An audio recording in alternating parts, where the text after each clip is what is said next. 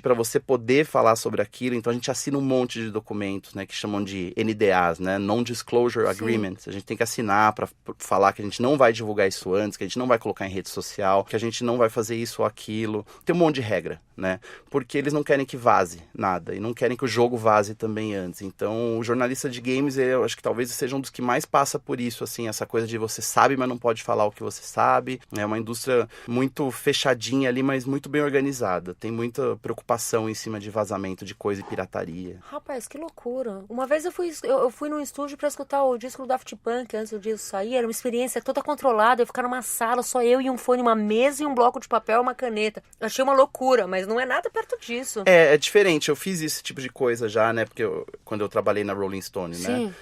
Tinha audições, mas realmente nada se compara a você. E é diferente de ver um filme antes também. Essa experiência da junket, né? O jornalista de cinema vai pra Los Angeles, assiste ao filme, entrevista o elenco depois, e daí tem uma data que ele pode soltar a crítica, né? Mas videogame não é só... eles não estão preocupados com a crítica, eles estão preocupados com o que você vai falar. Se você detectou que o jogo tem um bug, um defeito, eles não querem que você fale sobre aquilo. Então, às vezes, o contrato que você assina é bem específico. Não fale sobre isso aqui, não... A gente... É um monte de regra, né? O jornalista de games, ele talvez seja o setor da imprensa mais controlado pela indústria que ele cobre. Porque se você não tá de acordo, você entra na lista negra, você não é mais convidado, ninguém mais te manda jogo e tudo mais. Então a gente tem que muito seguir pelas regras. Não existe furo de reportagem. Existe, mas daí você vai entrar numa lista negra. Pois é, mas daí Esquisito. A gente ainda tá falando de jornalismo ou tá falando de um trabalho puramente de divulgação, né? Pois é, a linha é muito tênue entre você tá fazendo marketing ou realmente fazendo jornalismo. A gente não pode sempre falar o que a gente quer para não tomar essas represálias aí da indústria, né? Ao mesmo tempo a gente quer falar a verdade pro público e a gente precisa falar. Então muitas vezes você tem esse tipo de conflito de interesse. É diferente da música, por exemplo, né? Escrever sobre música é muito fácil, você vai desagradar o artista e é isso aí. No máximo a gravadora vai ficar puta com você e tal. Não, videogame é muito mais. Você não tá desagradando o trabalho de um indivíduo, sim de uma grande companhia. Então é muito complicado. Claro, por isso que... um game envolve centenas de pessoas trabalhando. Pois é. Lógico. E por isso que existiu, há uns anos, nos Estados Unidos, começou um movimento de tentar não desmistificar o jornalismo de games, mas pegar e combater. É um grupo aí meio de direita alternativa que começou a tentar pegar os jornalistas de games e forçá-los a confessar se eles conhecem as pessoas da indústria, eles podem escrever sobre aquelas coisas.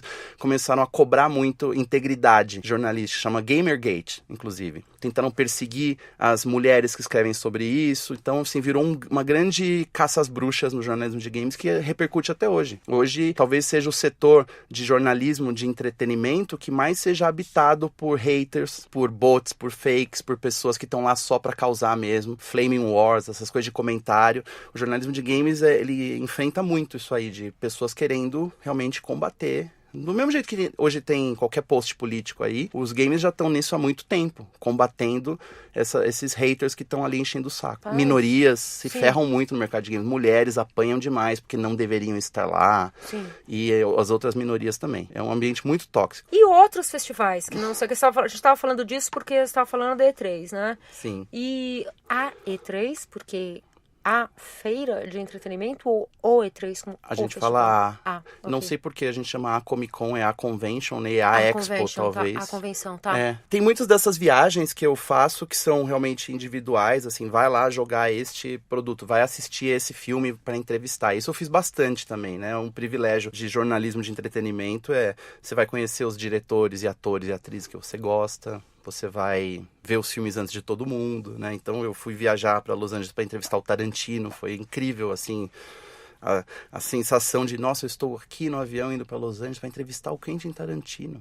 Pô, e foi legal? Foi muito legal. Foi individual. Tá. Eu não sabia que ia ser. Eles falaram, entra naquela sala. E assim que eu entrei, fecharam a porta atrás de mim. Eu olho pra frente e só tem o Tarantino no sofá. Ele levanta e fala, oi, tudo bem? Eu falei, meu Deus. Eu olhei pra trás assim, trancaram a porta, vão me matar aqui. Mas esse tipo de experiência, a gente conta, né? E as pessoas comuns, assim, que não sabem como funciona esses bastidores, assim, falam, não, como é conhecer essa pessoa, né? E é um privilégio incrível. Bom, você trabalhou na MTV, você já encontrou muita gente o tempo todo. Não tem como não se encantar, por mais cínico que o jornalista seja, seja, a gente também tem essa coisa, já vi tudo, tem amigo artista, você não quer misturar, mas não tem como você não se encantar com algumas sortes, chances que você tem na vida, né? Uma coisa que eu percebi sobre essas pessoas fazendo as entrevistas, sobre essas pessoas, quero dizer, sobre os grandes artistas fazendo essas entrevistas, foi que, assim,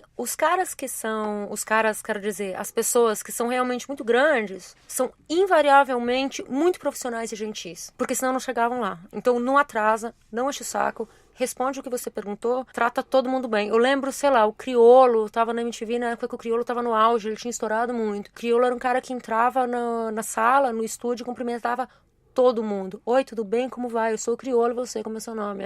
Daí eu fui pro Tennessee pra entrevistar o Jack White no estúdio da Birdman. E ele fazia a mesma coisa, de cumprimentar todo mundo Daí você no ambiente que ele... relação, daí você vê, tipo, né? tá, ok, esse cara é esperto, ele sabe o que ele tá fazendo. Obviamente ele é bem educado, mas ele Sim. também sabe o que ele tá fazendo. Enquanto, de vez em quando, você ia entrevistar, sei lá, a banda indie que tá começando, e a galera te tratava mal pra caramba na frente da câmera. Já aconteceu de tudo. Acho que eu tive esse privilégio de trabalhar com uma marca forte, na verdade, vem na minha frente, né? Então, a pessoa já tá pronta, então talvez ela até esteja de mau humor, mas ela sabe que ela vai falar para aquele veículo lá que tem aquele nome forte, então ela vai te tratar bem. Então eu não tive muitas experiências negativas de encontrar um cara mal-humorado num dia, né? Eu já tive momentos engraçados e constrangedores em entrevistas assim, mas talvez mais pelo minha inexperiência do que qualquer coisa. Mas... Tipo, entrevistando o Lawrence Fishburne, né? O que fez o papel do Morpheus no Matrix. Daí ele fez o Ike Turner na biografia da Tina Turner também. Ele é incrível, né? Mas ele realmente é um cara enorme, a mão dele é gigante. Daí eu tava fazendo uma entrevista com ele e perguntei do filme sobre o livro O Alquimista, do Paulo Coelho, que supostamente ele tinha comprado os direitos pra fazer um filme e nunca fez. E eu, inocentemente, perguntei, e aquele filme do Alquimista que você ia fazer? Ele pegou a mão dele e deu um tapão na minha perna, assim... muito forte, e falou assim, quando estiver pronto, você vai ficar sabendo. E eu acho que ele não é que estava sendo agressivo, mas foi um tapa forte, que eu nunca esqueci. Eu falei, acho que eu não devia ter... Ninguém me falou que eu não podia comentar sobre isso, né? Rapaz, mas então o filme do Alquimista nunca saiu porque tá com o Lawrence Fishburne e ele não terminou? Ou ele não conseguiu nem encaminhar, acho que ele queria produzir e ninguém quis fazer, ou era infilmável, Paulo não acho Coelho, que seja. nós queremos saber. Coelho... Vou mandar pro Paulo Coelho no Twitter, que eu sigo ele no Twitter. Ele é incrível, ele fala com todo mundo. Aliás, faz tempo que eu não vejo nada dele. Não sei se Faz tempo que eu não vejo nada dele. Acho que ele tá se abstendo um pouco da discussão, né? Realmente o ambiente anda tóxico. Você Aí, segue ele? Sigo. Bom, a gente fez reportagens com ele na Rolling Stone, fizemos capa, fomos na casa dele, na Suíça, ele recebeu a gente lá, e eu editei Paulo Coelho, editei os textos.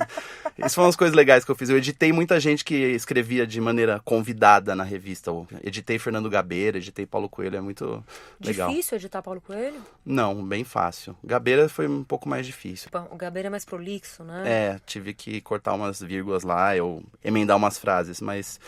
Enfim, essa coisa de conhecer pessoas que você admira, viajar para conhecer pessoas que você admira, acho que hoje é o que eu vou talvez sentir mais falta quando eu estiver aposentado daqui a um tempo na minha profissão. Falar assim, pô, o que eu gostava mais de fazer? E não é para babar ovo, né? Eu tenho muitos amigos jornalistas das antigas que falam que a última coisa que tem que acontecer pro jornalista é ficar amigo dos artistas, né? Inclusive, meus mentores falam isso para mim. Não tem que ficar amigo de artista. É porque você tem que manter a independência. Pois é. Acima de tudo é isso. Porque uma hora você vai ter que falar mal do produto que o cara fez, mas assim, eu nunca vi muito dessa maneira, porque eu não sou crítico, né? Eu faço reportagem. Eu tive que fazer resenha já, mas não tive que fazer críticas que derrubam aquela coisa. Trabalhar em jornal, fazer crítica de disco que acaba com carreira, nunca tive que fazer isso, o que também é um privilégio. Então eu me permiti, assim, se eu vou ter uma boa relação com esse cara, eu vou ter uma boa relação com esse cara. Fazer o quê? Mas você acha que isso existe hoje ainda? Uma crítica capaz de acabar com uma carreira? Nossa, não. E eu nem acho que esse seja um dos aspectos que a gente vai sentir mais falta do jornalismo. Tudo bem, assim, o jornalismo tinha esse peso, né? A gente vê aí, por exemplo, o filme Quase Famosos, né? Que é um espelho para muita gente, inclusive para muitas pessoas que começaram a estudar jornalismo para viver aquele sonho de você fazer a grande reportagem. De repente você tá no avião com a banda que você sempre quis conhecer. Você tá lá vivendo aquilo com eles, comendo com eles, e daí você vai ter que contar os podres também. É uma visão que eu sempre que me perguntam ali em palestras, em faculdade, eu falo, isso é legal, mas, pô, sabe, não é bem assim, não é porque aqueles tempos não existem, é porque não é nem desse jeito aí, tá? É uma questão até de se levar a sério demais, né? Eu entendo, o jornalismo tem que se levar muito a sério, mas, assim, eu não acho que seja uma prerrogativa do jornalismo, assim, você precisa ser tão neutro e falar toda a verdade, doa o que doer. Eu acho que, assim, dá pra escolher as histórias que você quer contar. E muitas vezes, assim, a minha relação com o meu entrevistado me ajudou a construir um perfil melhor daquela pessoa. Eu sei que a pessoa talvez estivesse dando o melhor dela, pra eu conseguir construir uma versão mais legal, né? O cara sabe que ele vai ser perfilado na Rolling Stone, então a gente não tem que... o cara vai ter que ser legal comigo o tempo todo, né? É isso que as pessoas pensam. E acho que isso não me atrapalhou, né? Talvez tenha me ajudado a construir umas versões melhores do que as pessoas realmente são. Eu nunca tive um problema com um perfilado, mas eu também não tive medo de escrever sobre o que eu vi, se eu achei a pessoa meio esquisita. Nunca chegou numa situação que, tipo, cara, acho que isso aqui é melhor não colocar. Aconteceu uma coisa engraçada, talvez se a Mariana Ximenes escutar esse seu podcast. Oi, Mariana. Talvez ela possa me esclarecer o que ela escreveu no e-mail que ela me mandou e eu nunca recebi, a respeito da matéria de capa que eu fiz sobre ela. Eu encontrei ela no show da Amy Winehouse e ela falou, você recebeu meu e-mail? E com uma cara assim, eu falei, que e-mail? Vê lá. E daí a multidão nos separou. E eu nunca mais encontrei a Mariana, eu não sei o que ela achou da matéria que eu fiz sobre ela. Foi capa. Mas ela parecia brava, assim? Parecia um pouco... Ela parecia Mariana Ximenes. Tá. Então, por isso que eu não consegui identificar, porque a matéria era justamente sobre isso. Sobre você não saber tão bem o que ela realmente pensa. Ou ela ter construído muito bem ali aquela dentro persona. Da personagem dela mesma ali o tempo todo, você nunca sabe quando saiu. É uma persona que, inclusive, está sempre preocupada com o que eu estava observando sobre ela. Tá. Mas não de uma maneira paranoica, assim. Eu percebia que ela sabia muito bem que qualquer coisa que ela fizesse, eu ia perceber. E daí, no final, ela falou assim, olha o que você vai escrever. Daí eu falei, ok. Daí eu fui muito justo, mas eu não sei se ela gostou. E eu não sei se ela deveria ter gostado, mas eu nunca vou saber também. Porque eu me perdi dela.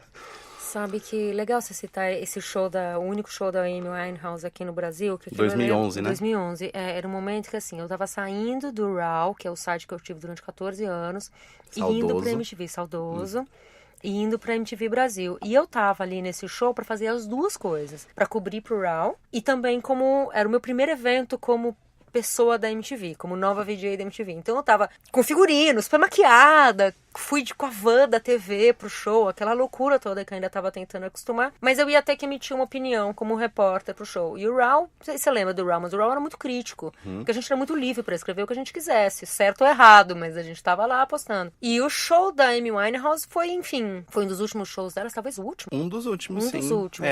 Foi muito triste de ver, porque ela já tava naquela situação, e a galera tava lá, ela pegava o copo pra beber a água e as pessoas estavam falando, magoaceira. Eles queriam que ela tropeçasse, caísse. Exatamente, tava rolando aquele show de horror ali, né? Mas eu também tinha que estar, toda pra cima e bem-humorada e super legal e que rolê positivo esse por causa da MTV. Então pra mim era meio encontro de dois mundos, assim, não sei exatamente como me comportar nessa situação, cara. Não, eu tomei meio madura do meu diretor depois que eu fiquei o tempo inteiro no fundo. Mas eu era muito fã da Amy, eu tava profundamente incomodada com o que eu tava vendo, assim. Eu queria muito ter visto um show dela, mas queria ter visto um show dela quando ela tava bem, e acho que naquele momento ficou claro pra mim que, ela não vai ficar bem mais. Eu vi um show dela em 2007. Tá. Mas outra época. Era o auge, né? Ela tinha lançado o Back to Black em 2006, eu acho, foi no Coachella, e já era estranho e meio decadente, mas que essa era a graça, você não sabia o que podia acontecer no final, mas esse que a gente viu aqui em 2011 era uma bomba relógio, né? A gente tava esperando dar merda mesmo. Felizmente não deu naquele show, a gente não teve que passar por isso.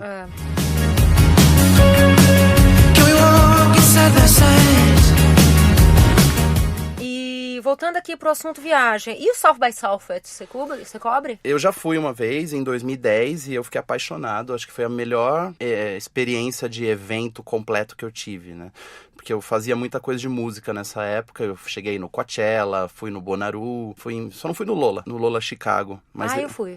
Fui 2 anos. Que é bem legal, urbanão, né? Bem meio da cidade. Maravilhoso, no centro da cidade, acaba, todo mundo vai junto pro metrô, é foda. É fácil de chegar, é tipo Primavera, você já foi, né? No Primavera em Barcelona. Eu fui várias vezes no Primavera também, é meu favorito e tal. Mas o South by Southwest é um negócio meio é impressionante, porque é uma cidade no meio do Texas, né? Aquele estado tão esquisito, mas Austin é tão... Ela é caipira, mas ela é índia ao mesmo tempo. Todo o movimento acontece naquele quarteirão. Eu saí de lá com ideias. Eu falei assim, eu tenho que fazer um South by Southwest na Vila Madalena. Eu sei até os lugares que vão ser os restaurantes, os lugares que vão ter A gente show. vai usar a casa do Mancha como base.